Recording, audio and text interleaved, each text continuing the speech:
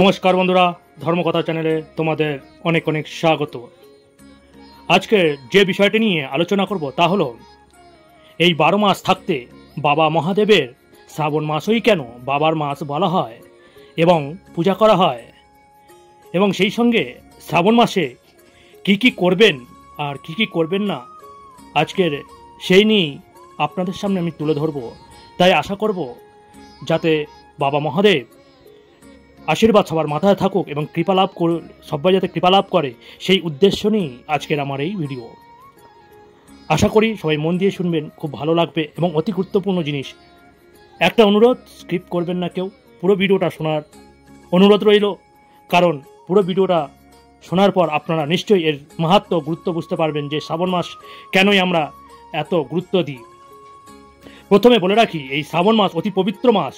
এই মাস আমাদের 12 মাসের মধ্যে এটি শ্রেষ্ঠ মাসও বলা হয়ে থাকে। কারণটি কি?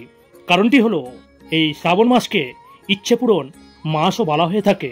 আবার অনেকের মনে প্রশ্ন আসতে পারে যে এতগুলো মাস থাকতে শ্রাবণ মাস এত গুরুত্বপূর্ণ কেন? আমাদের শাস্ত্রে বলা হয়েছে যে শ্রাবণ মাসে বাবার জন্ম মাস এবং এই মাসেই সমুদ্র মন্থন হয়েছিল।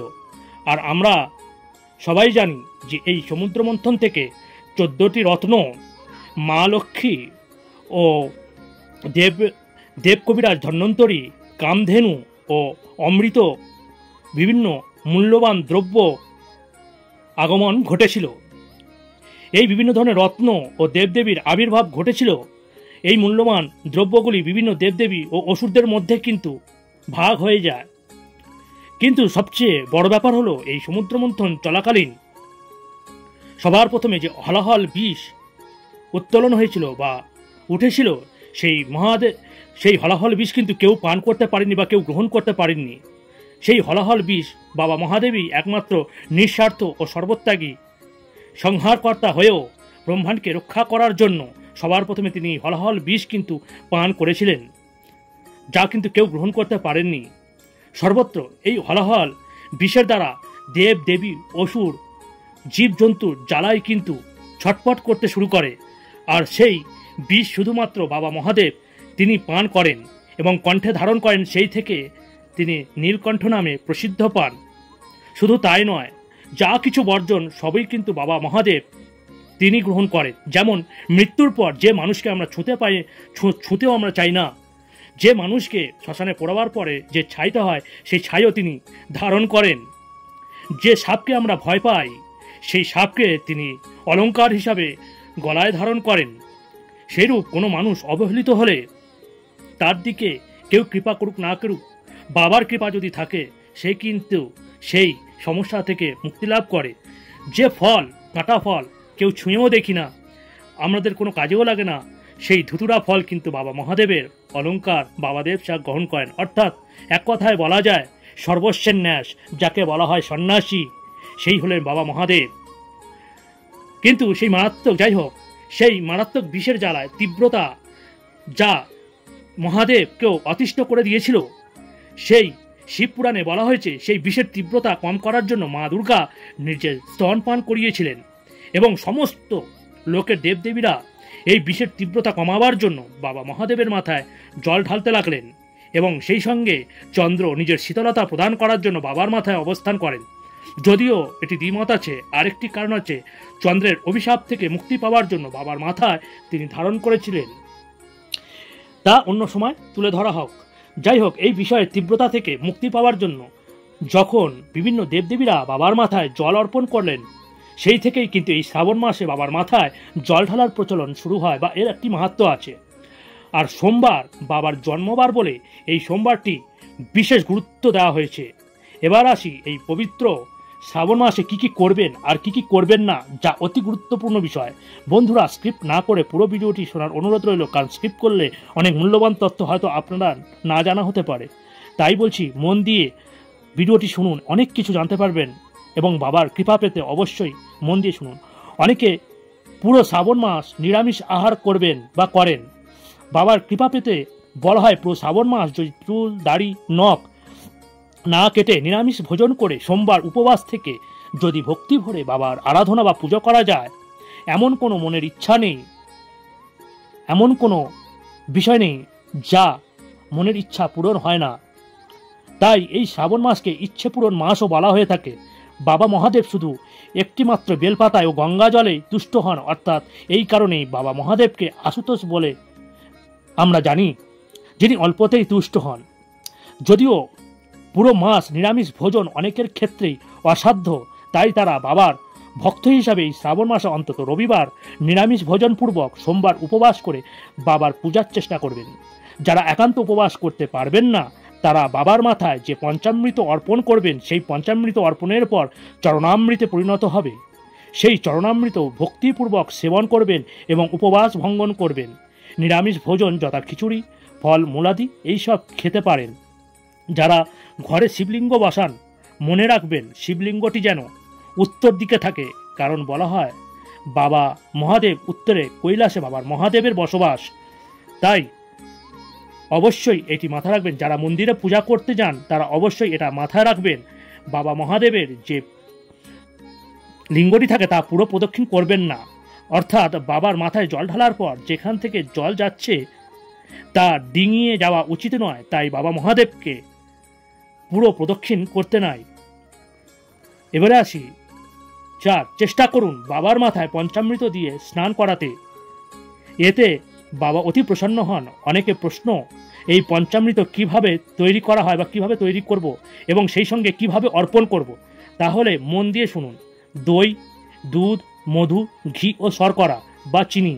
চেষ্টা করুন এই চিনি বা শর্করার পরিবর্তে আখের রস দিয়ে বাবাকে পুজো দিতে।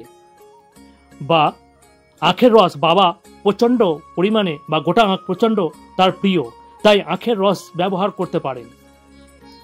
খুব ভালো হয় ব্রহ্ম মুহূর্তে স্নান করে, সকাল সকাল স্নান করে পুজো করবেন। যদি কোনো রকম কারণবশত সেটি না হয়ে থাকে, তাহলে সন্ধ্যার সময় কিন্তু বাবার মাথায় এই পঞ্চামৃত এবং গঙ্গা জল অর্পণ করে আপনারা পুজো পাঠ করতে পারেন, তাতেও কিন্তু ভালো ফল হয়। এবারে আসি, অনেকে বলেন পঞ্চামৃত অর্পণ করবেন কীভাবে। আমি এর আগেও পূর্বে ভিডিওতে আমি কিন্তু পঞ্চামৃত কীভাবে আপনারা অর্পণ করবেন তা ভিডিও দিয়েছি, তাও একবার আপনাদের সামনে তুলে ধরছি।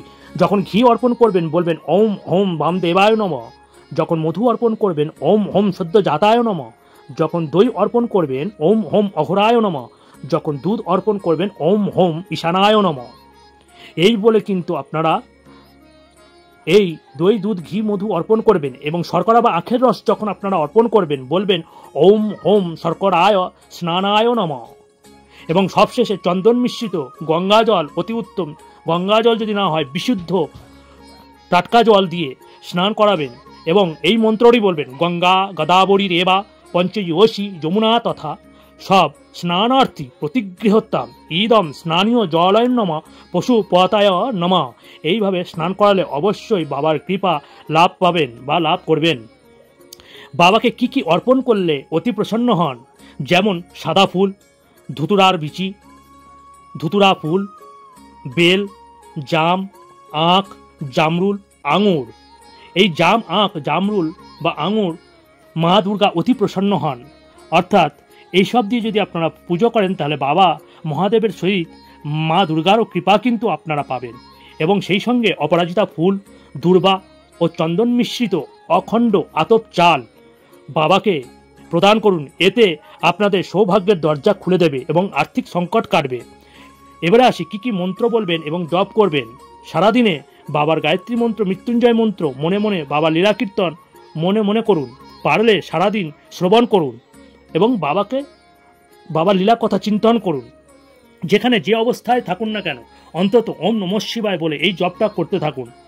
এতে বাবার অশেষ কৃপা পাবেন এবং সকল বাধা বিপত্তি রোগনাশ হয়ে থাকে। এবার যেটি বলবো অতি গুরুত্বপূর্ণ, অনেকেই বাবার মাথায় পঞ্চামৃত বা জল অর্পণ করেন। এই অর্পণ করার সময় মনে রাখবেন আপনাদের মুখ সর্বদা যেন উত্তর মুখে থাকে, অর্থাৎ এই উত্তর দিকেই মুখ করে ফল, ফুল, জল, পঞ্চামৃত অর্পণ করবেন। অর্থাৎ ভগবান শিবলিঙ্গের লিঙ্গটি যেদিকে আছে তার বিপরীত দিকে বা অপোজিটে দাঁড়িয়ে পূজা করবেন, যা অতি গুরুত্বপূর্ণ। তা না হলে পূর্ণ পূজা সম্ভব নয়। কারণ আমি পূর্বেও বলেছি উত্তর দিক হলো বাবার কৈলাস যেখানে বাবা বসবাস করে, তাই উত্তর দিকে মুখ করেই কিন্তু চেষ্টা করবেন, সেটা মন্দিরে হোক ঘরে হোক, পূজা করার। এবার আসি, গরিব দুঃখী ঘরে কেউ এলে খালি হাতে ফেরাবেন না। বিশেষ করে এই মাসে পারলে গরুকে বাসি রুটি না দিয়ে গরম গরম রুটি বা তাজা রুটি গরুকে খাওয়াতে পারেন, এতে বাবা অতি প্রসন্ন হন। কারণ বাবার আর এক নাম পশুপতি। কোনো জীবজন্তু বা কুকুরকে আঘাত করবেন না, পারলে কিছু খেতে দেবেন।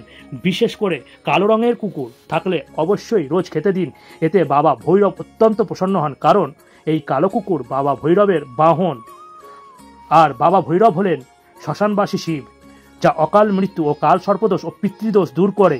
সেই সঙ্গে দান ধ্যান করবেন, এতে বিশেষ ফল ও বাবার কৃপালাভ পাবেন।